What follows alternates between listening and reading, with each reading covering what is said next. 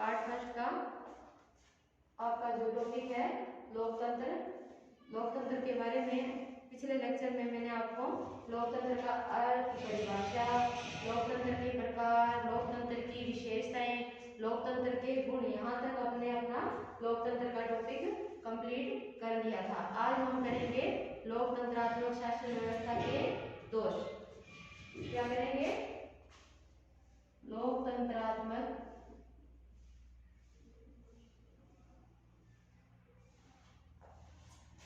शासन व्यवस्था के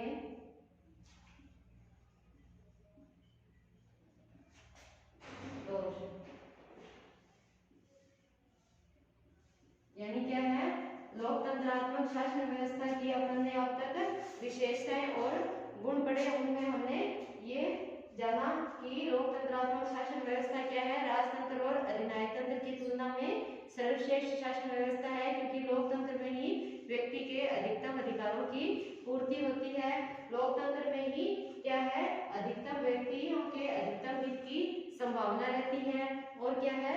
लोकतंत्र में ही राजनीतिक और नागरिक समानता प्राप्त होती है और व्यक्ति अपने नागरिक अधिकारों और कर्तव्यों का निर्वहन अधिक अच्छे ढंग से लोकतंत्र में ही कर सकता है। और इसके साथ ही लोकतंत्र में ही क्या है? राजतंत्र और अधिनायक तंत्र में क्या है? क्रांति की संभावना रहती है, लेकिन लोकतंत्र में क्या है?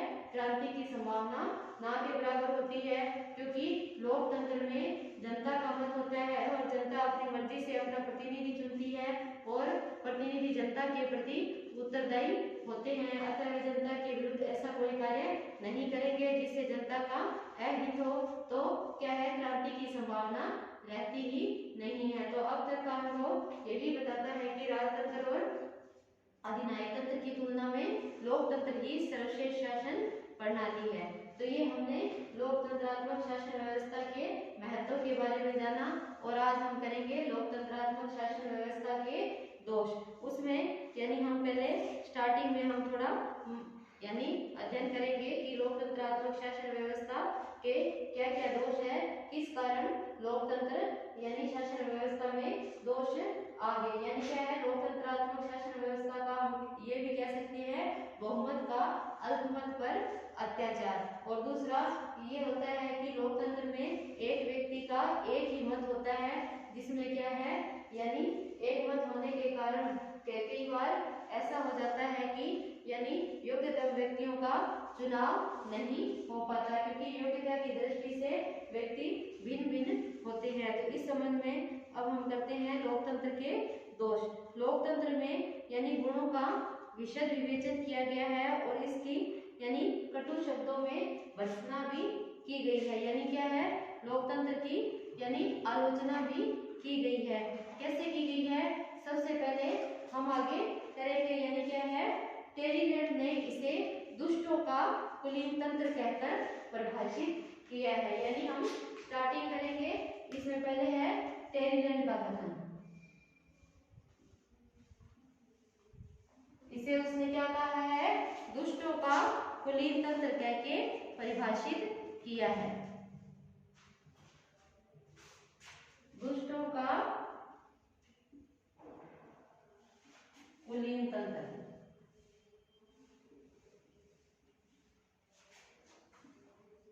कुलीन तंत्र कहा है। यानी दुष्टों का कुलीन तंत्र कैसे?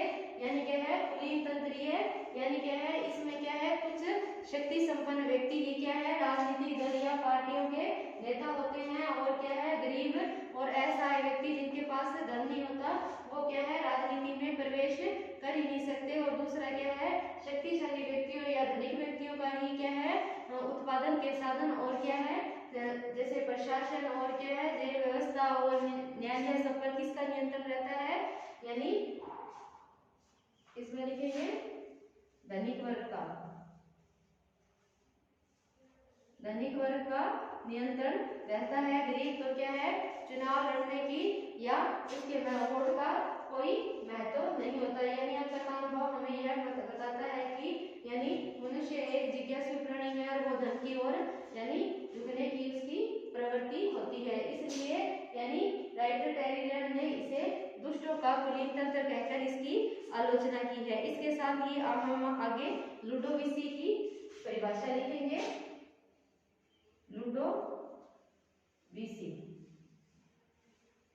यानी लुडोविसी ने ही लोकतंत्र की आलोचना करते हुए यानी इसके बारे में कहा है कि लोकतंत्र प्रजातंत्र को मृत्यु की ओर ले जाता है। लोकतंत्र या प्रजातंत्र एक ही बात है, शासन को मृत्यु की ओर ले जाता है, ऐसे कहके उसकी आलोचना की है। ले जाता है। इसके साथ ही आगे की हम परिभाषा करेंगे कि यानी मृत्यु की और लोकतंत्र मृत्यु की ओर ले जाता है। और आगे हम इसकी आलोचना करते हुए यानी पॉइंट स्टार्ट करेंगे। सबसे पहला पॉइंट क्या है? अयोग्यता और मूर्खों का शासन। यानी लोकतंत्रात्मक शासन व्यवस्था के दोष में हम दो परिभाषा लिखेंगे। एक तो टेरिलैंड ने इसके दुष्टों का कुलीनतंत्र कहा है, दूसरा लुडोविसी ने क्या कहा है? लोकतंत्र यानी मृत्यु की ओर ले जाता है। अब हम इसके दोष करेंगे। यानी पहला दोष है अयोग्यता और मूर्ख व्यक्तियों का शासन।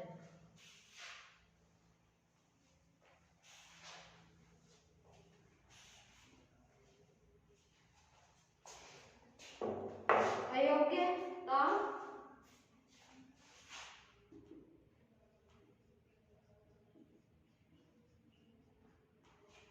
तथा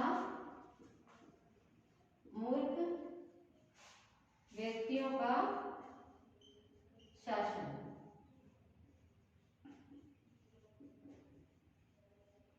यानी क्या है? लोकतंत्र को यानी कई लोगों ने क्या है? अयोग्य और मूर्ख व्यक्तियों का शासन कहा गया है, क्योंकि लोकतंत्र के अंदर क्या होते हैं? भाषण और चुनाव प्रचार द्वारा कई बार अयोग्य और क्या है? अशिक्षित व्यक्ति की क्या शासन की सत्ता हथियार लेते हैं और उन्हें क्या है? तकनीकी ज्ञान बिल्कुल नहीं होता, इसलिए अयोग्य और मूर्ख व्यक्तियों का शासन कहकर भी इसे पुकार देते हैं। जैसे लोकतंत्रीय शासन इस सिद्धांत पर आधारित होता है कि प्रत्येक व्यक्ति का केवल एक ही मत होना चाहिए। क्या होना चाहिए? लोकतंत्र क्या है? प्रत्येक व्यक्ति का एक ही मत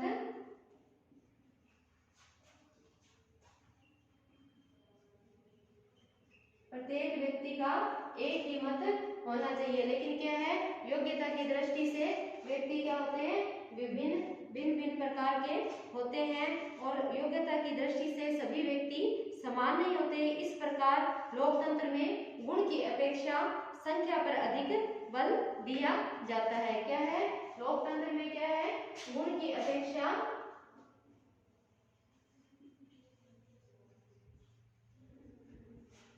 संख्या पर अधिक बल दिया जाता है।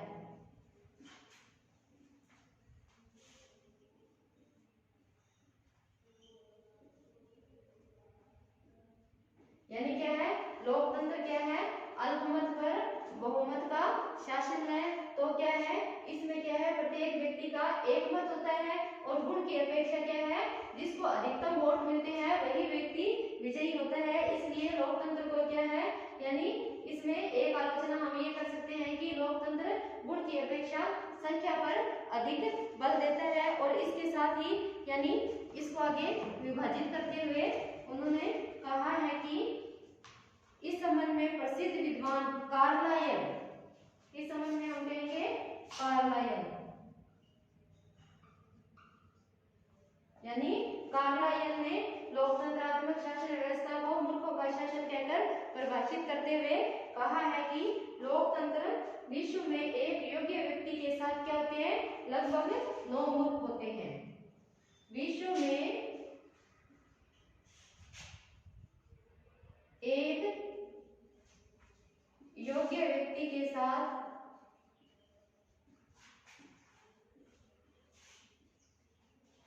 नो अयोग्य व्यक्ति होते हैं। यानी क्या है? कार्लाइल ने इसको कहा है कि तुलना करते हुए कहा है कि एक योग्य व्यक्ति के साथ यानी 9 अयोग्य व्यक्ति होते हैं। और इसी के साथ राइटर लेकी ने कहा है कि निर्धनतम, अनभिज्ञ और अयोग्यतम लोगों की सरकार कहा है। निर्धनतम, अयोग्य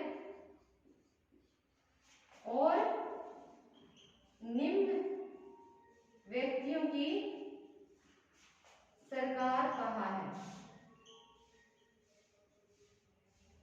यानी क्या है, यानी पहला पॉइंट जो हमारा था लोकतंत्र, अयोग्य तथा मूर्ख व्यक्तियों का शासन, इसमें हमने पढ़ा कि ये लोकतंत्र के कुछ लोग क्या है, अयोग्य तथा मूर्ख व्यक्तियों का शासन मानते हैं। कैसे? क्योंकि इसमें प्रत्येक व्यक्ति का एक मत होता है और लोकतंत्र में क्या है, गुण की अपेक्षा संख्या पर अधिक बल दिया जाता है। और इसके साथ ही क्या होता है, यानी कार्लाइल ने कहा है कि एक योग्य व्यक्ति के साथ 9 अयोग्य व्यक्ति होते हैं और निर्धनतम और अयोग्य निम्न व्यक्तियों की सरकार कहकर इसकी आलोचना की जाती है। कि और हम यह कह सकते हैं कि एक व्यक्ति एक ही दिन में उतना कार्य कर सकता है, जरूरी नहीं है कि 9 व्यक्ति उस कार्य को कितने दिन में करते हैं। तो सबसे पहला दोष ये है अयोग्य और मूर्ख व्यक्तियों का शासन। दूसरा पॉइंट हम करेंगे इसके साथ ही,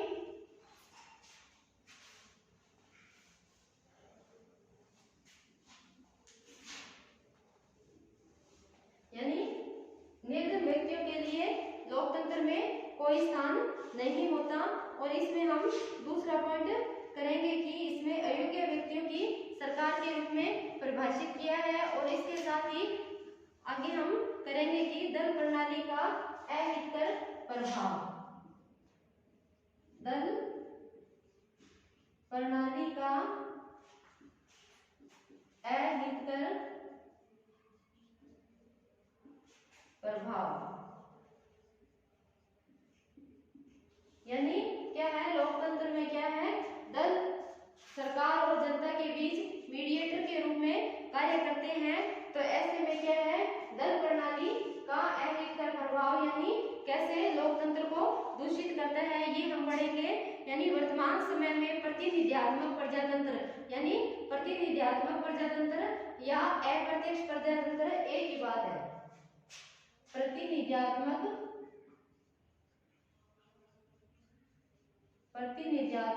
या अप्रत्यक्ष लोकतंत्र एक ही बात है। तो वर्तमान में क्या है, प्रतिनिधित्वात्मक प्रजातंत्र के प्रचलन के कारण जनता अपना प्रतिनिधि चुनती है और प्रतिनिधियों के माध्यम से शासन कार्य किया जाता है। और इसमें इसके साथ ही यानी ये कार्य विभिन्न क्या है, राजनीतिक दलों द्वारा किया जाता है। किसके द्वारा? राजनीतिक दलों द्वारा किया जाता है। और ये राजनीतिक दल क्या होते हैं, व्यवहार से लोकतंत्र को भ्रष्ट कर देते हैं। राजनीतिक दलों का निर्माण साधारणतः राजनीतिक, आर्थिक या सामाजिक आधार पर किया जाता है। किंतु यानी राजनीतिक दलों का चुनाव सामाजिक और आर्थिक आधार पर किया जाता है, जनता के हित को ध्यान में रखकर किया जाता है। किंतु अंतिम इनका उद्देश्य क्या होता है, ये केन प्रकारेण,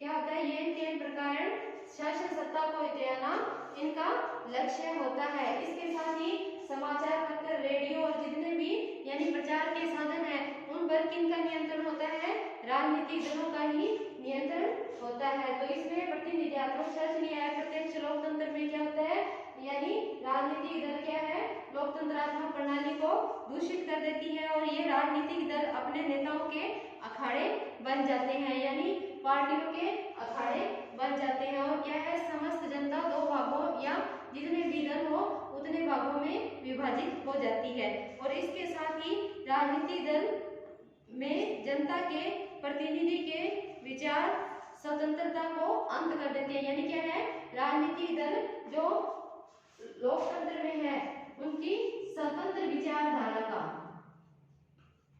स्वतंत्र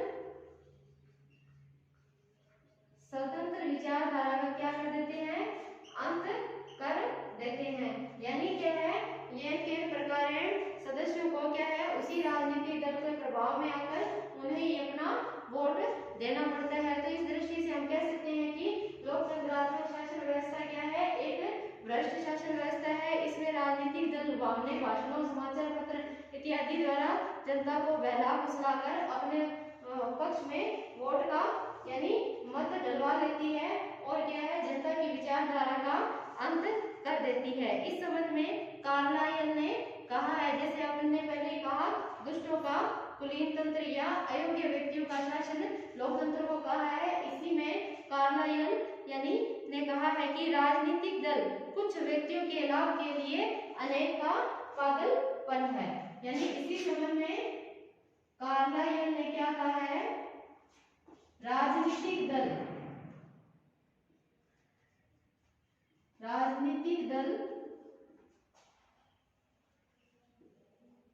कुछ साधन संपन्न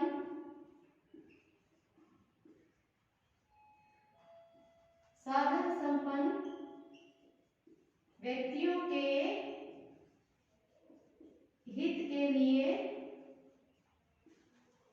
लिए ये राजनीतिक दल कार्य करते हैं। इस प्रकार हम कह सकते हैं कि राजनीतिक दल कुछ व्यक्ति के लिए, लाभों के लिए, कुछ व्यक्ति के हित के लिए अनेक व्यक्तियों का पागलपन है। अनेक व्यक्तियों का पागलपन है। यानी इस प्रकार हमने ये कहा दल प्रणाली का अहित प्रभाव, यानी क्या है, हमने इसमें पढ़ा प्रतिनिधित्व या अप्रत्यक्ष लोकतंत्र में क्या होता है, जनता अपना प्रतिनिधि चुनती है और प्रतिनिधियों के माध्यम से शासन कार्य किया जाता है। और प्रतिनिधि के रूप में यानी इसमें राजनीतिक दलों का महत्व होता है और राजनीतिक दल क्या है, व्यक्तियों की स्वतंत्र विचारधारा का अंत कर देते हैं। और राजनीतिक दलों का प्रमुख उद्देश्य क्या होता है, येन केन प्रकार यानी साम दाम दंड भेद किसी भी तरीके से, यानी क्या है, वैसे तो देखा जाए तो क्या है, राजनीतिक दलों के लिए यही परिभाषित किया गया है कि वो शांतिपूर्ण तरीके से यानी क्या है, अपना चुनाव लड़े शांतिपूर्ण तरीके से। राजनीतिक दलों का प्रमुख उद्देश्य यह होता है कि वो शांतिपूर्ण तरीके से और क्या है, अहिंसक साधनों द्वारा या संवैधानिक साधनों द्वारा सत्ता हथियाने का प्रयत्न करते हैं। लेकिन क्या है, वर्तमान में राजनीतिक दलों ने लोकतंत्रात्मक व्यवस्था को भ्रष्ट बना दिया है और वो क्या है, व्यक्तियों की स्वतंत्र विचारधारा का अंत कर देते हैं और किसी भी तरीके से विजय प्राप्त करने की उनमें लालसा होती है, चाहे शक्ति के बल पर, चाहे दबाव के बल पर। वे जनता के विवेक और बुद्धि का अंत कर देते हैं और अपने पक्ष में मत का यानी डलवा लेते हैं। इसी संबंध में इन्हीं विचारों की पुष्टि करते हुए विद्वान कार्लाइल ने लिखा है कि राजनीतिक दल कुछ साधन संपन्न व्यक्तियों के हित या लाभ कह सकते हो, लाभ के लिए बनी हुई एक संस्था या संगठन है जो कि अनेक व्यक्तियों का यानी अनेक व्यक्तियों का क्या है, पागलपन कहलाता है, यानी इसकी संज्ञा दी है। और इसके साथ ही हम आगे कहेंगे कि राजनीतिक दलों के कारण क्या है, धूर्त और बकवासी व्यक्तियों के हाथ में शक्ति आ जाती है। यानी क्या है, राजनीतिक दल यानी ये के प्रकार सत्ता को अपने पक्ष में करने का प्रयास करते हैं और इससे क्या है, धूर्त, अज्ञानी और अयोग्य व्यक्ति, तीन चीजें याद रखना, धूर्त, अज्ञानी और अयोग्य व्यक्ति क्या है, सत्ता प्राप्त कर लेते हैं। तो ये हमने सेकंड पॉइंट पढ़ा, दल प्रणाली का अहितर प्रभाव। इसमें ही अब अपन आगे यानी लोकतंत्रात्मक व्यवस्था के गुण दोषों में हम तीसरा पॉइंट पढ़ेंगे,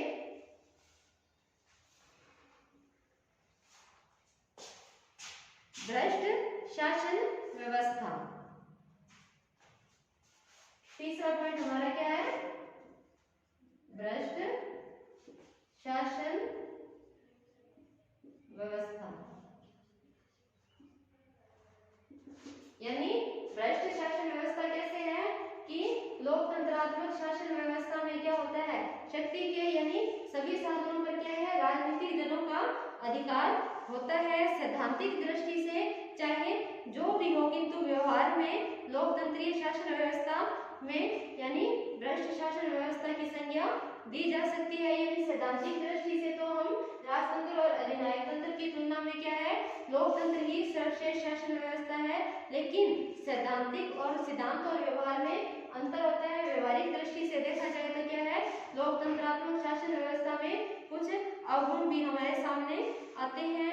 वो है कि व्यवहार में एक राजनीतिक दल विशेष की इच्छा अनुसार ही कार्य किया जाता है। यानी क्या किया जाता है, इसमें आप ध्यान रखोगे कि शासन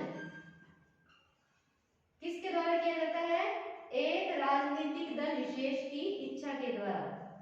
एक राजनीतिक दल विशेष की इच्छा, यानी क्या है इसमें, यानी एक राजनीतिक दल, जैसे अपने बीजेपी और कांग्रेस दो पार्टियां हैं, तो एक सत्ता में रहेगी और एक सत्ता से बाहर रहेगी। तो इस प्रकार हम कह सकते हैं कि इसमें क्या है, एक राजनीतिक दल विशेष जो कि सत्ता में होता है उसकी ही इच्छा होती है और उसके आधार पर ही समस्त प्रशासनिक व्यवस्था सुचारू रूप से चलती है। इसके साथ ही यानी ऐसा देखा गया है कि निर्वाचन में जो लोग सत्तारूढ़ दल के सहायक होते हैं उन्हें शासन की ओर से अनेक प्रकार की सुविधाएं प्रदान की जाती है।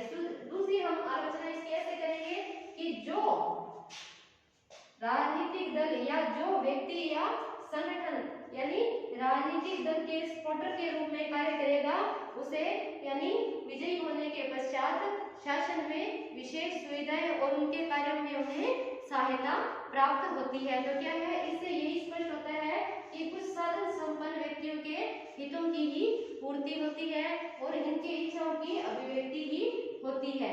इसके साथ ही हम आगे करेंगे कि जनता के प्रतिनिधि भी लोकप्रियता प्राप्त करने के लिए भ्रष्ट तरीके अपना लेते हैं। जनता के प्रतिनिधि किसमें होंगे, राजनीतिक दल में, तो वो क्या है, भ्रष्ट तरीके अपना लेते हैं। यानी जनता को क्या है, धन का प्रलोभन देकर या डरा धमकाकर या लुभावने भाषण देकर क्या है उन्हें यानी अपने मत में करने का प्रयास करते हैं। और क्या है दूसरा, अशिक्षित होने के कारण जनता, अधिकतर जनता क्या है अशिक्षित होती है और क्या है उन्हें यानी 50% मतदाता ही अपने मत का प्रयोग करते हैं, उन पर वो क्या है राजनीतिक दल अपना प्रभाव छोड़ते हैं। इसके साथ ही यानी ब्राइस ने कहा है कि राजनीतियों में धन का बल शीर्षक अध्याय में कहा गया है।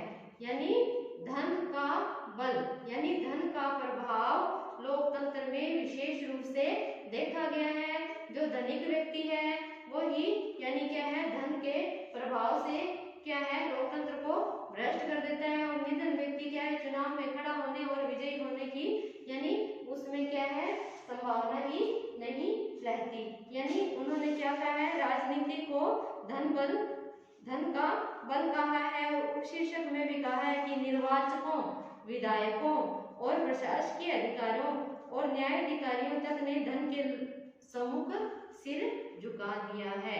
यानी क्या है, समस्त प्रशासनिक व्यवस्था धन के आगे झुक जाती है। इसमें कौन आगे, समस्त निर्वाचक आगे, समस्त विधायक आगे, समस्त निर्वाचक आगे, समस्त विधायक आगे, समस्त प्रशासनिक अधिकारी आगे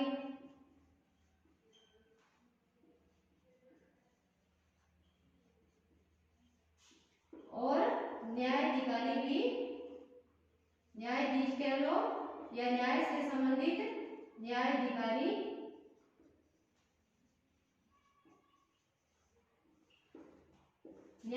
भी क्या है धन के आगे झुक गए हैं। तो हम इसे कह सकते हैं कि लोकतंत्रात्मक शासन व्यवस्था का एक गुण क्या है, भ्रष्ट शासन व्यवस्था। फिर इसके आगे हम चौथा पॉइंट करेंगे, समय और धन का अपव्यय। समय और धन का अपव्यय चौथा पॉइंट हमारा सार्वजनिक धन और समय का अपव्यय। लोकतंत्रात्मक शासन व्यवस्था का एक महत्वपूर्ण दोष यह भी है कि इसके अंदर क्या है, धन और समय का अपव्यय यानी क्या है बहुत ज्यादा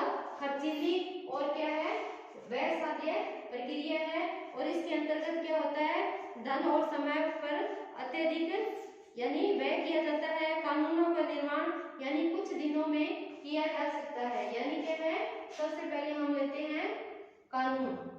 यानी क्या है, कानूनों के निर्माण कुछ समय में ही किया जा सकता है। इसके लिए कानून विशेषज्ञ हो तो यानी कानून के और भी अधिक उसमें यानी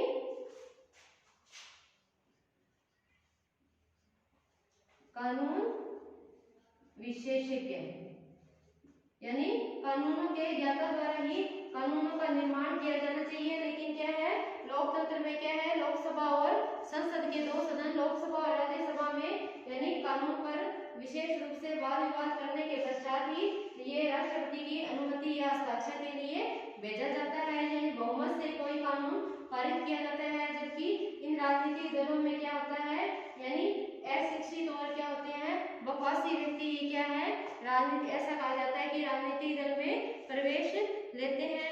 तो इससे क्या है, यानी लंबा समय और धन का अपव्यय होता है। पहले लोकसभा में पर्याप्त वाद विवाद द्वारा यानी और फिर राज्यसभा में पर्याप्त वाद विवाद द्वारा कानून पर यानी वाद विवाद करने के पश्चात ही उसे राष्ट्रपति के अनुमोदन के लिए भेजा जाता है। तो इससे क्या है, समय और धन का अपव्यय होता है और क्या है, अधिक समय लगता है। इसके साथ ही ब्राइस ने लोकतंत्र की तुलना एक ऐसी समिति से की है जिसके अंतर्गत 7 सदस्यों द्वारा 7 दिनों में उतना ही कार्य किया जाता है जितना कि एक व्यक्ति द्वारा एक दिन में करता है। यानी क्या है, यानी 7 सदस्यों द्वारा 7 दिनों में उतना ही कार्य किया जाता है जितना एक व्यक्ति द्वारा 7 दिनों में। इस प्रकार उन्होंने क्या कहा है कि इसमें संख्या की अधिकता है और संख्या की अधिकता के कारण उन्हें वेतन भत्ता यानी लोकसभा राज्यसभा के अधिकारियों को यानी अधिवेशन में आने के लिए और उनका सैलरी के लिए और उनके वेतन भत्ते में पर्याप्त समय और क्या पर्याप्त धन का अपव्यय हो जाता है। और दोनों सदनों में यानी एक सदन में पर्याप्त विचार विमर्श करने के पश्चात दूसरे सदन में यानी वो क्या है, अनुचित समय का ही अपव्यय होता है। और इसके साथ ही ब्राइस ने कहा है कि इसके अतिरिक्त चुनाव के समय बहुत बड़ी संख्या में सरकारी अधिकारियों को नियुक्त करने यानी क्या है, चुनाव आयुक्त के लिए यानी चुनाव संपन्न कराने के लिए बहुत अधिक मात्रा में प्रशासनिक अधिकारियों की नियुक्ति की जाती है। जो मतदाताओं की सूचियां तैयार करने में और उन्हें प्रकाशित करने में बहुत अधिक राजनीतिक धन का व्यय होता है। यानी चुनाव प्रक्रिया संपन्न कराने में क्या है, यानी विभिन्न अधिकारियों की नियुक्ति, मतदाताओं यानी की सूचियां तैयार करने और निर्वाचक मंडल यानी चुनाव अभियान संपन्न करवाने और क्या है, उनके लिए अधिकतम यानी अधिकारियों के लिए यानी क्या है, अधिक समय यानी धन की अपव्यय होता है। इसलिए लोकतंत्र अपनी प्रकृति से ही शीघ्र निर्णय के अनुकूल नहीं है। यानी इस संबंध में बार्कर ने लिखा है कि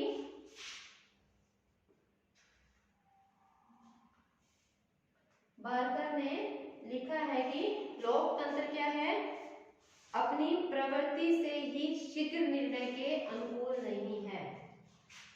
लोकतंत्र अपनी प्रकृति से ही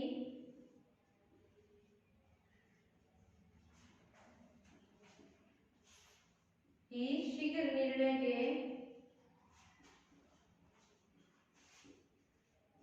के अनुकूल नहीं है।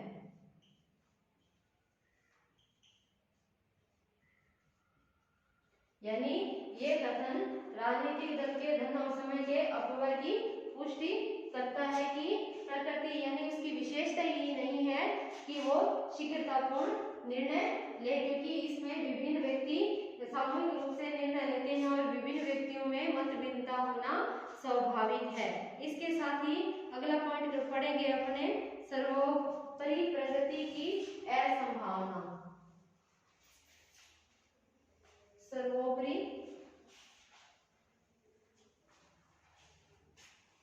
पांचवा पॉइंट है हमारा सर्वोपरि प्रगति की असंभावना। सर्वोपरि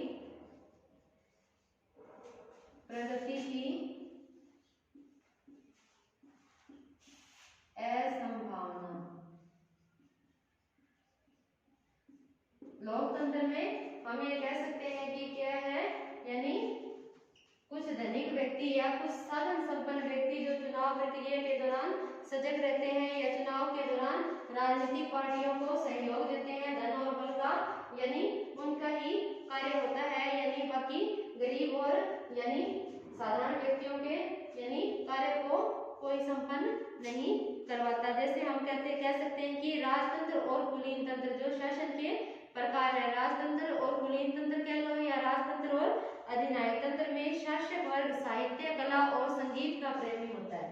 क्या है? राजतंत्र में और अधिनायक तंत्र में क्या होता है? शासक कला, संगीत और साहित्य प्रेमी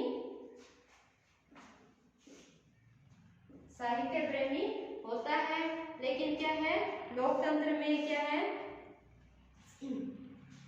ये कार्य क्या रह जाते हैं, यानी इन कार्यों का कोई महत्व नहीं होता और इसमें क्या है? समस्त धन और समय का अपव्यय राजनीति पर ही केंद्रित हो जाता है और उसमें उदासीनता की भावना व्याप्त हो जाती है। विद्वानों को अपने निजी क्षेत्र में समुचित आदर न मिलने से उन्हें अपने कार्यों में प्रोत्साहन भी नहीं मिलता। यानी राजतंत्र में जितना यानी सहयोग कला, संगीत और साहित्य प्रेमी को मिलता है उतना लोकतंत्र में उनको प्राथमिकता नहीं दी जा सकती। इस संबंध में बर्न्स ने लिखा है कि प्रजातंत्र जिस सभ्यता को जन्म देता है वह दूषित, साधारण एवं मंद होती है। यानी बर्न्स ने लोकतंत्र की आलोचना करते हुए कहा कि लोकतंत्रात्मक शासन व्यवस्था क्या होती है? दूषित, साधारण और मंद होती है। बर्न्स ने लिखा है लोकतंत्रात्मक शासन व्यवस्था दूषित,